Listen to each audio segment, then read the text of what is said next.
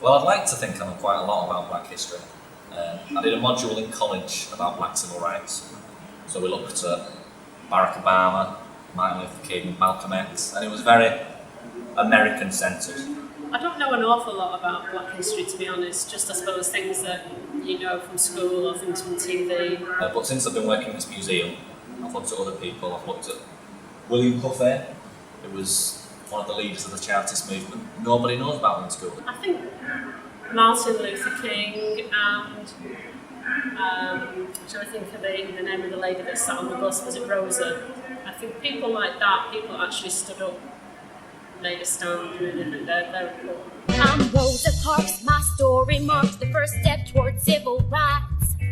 Racial inequality, American policy, till I kicked off a fight. I sat on a bus. You sat on a bus. I'm a nurse, so Mary Seagull. Obviously, a lady who didn't get recognition that she should have done. Well, I think the most influential Black icon, I'm not going to say the obvious, I'm not going to say Obama or Mandela. I'm going to say Muhammad Ali.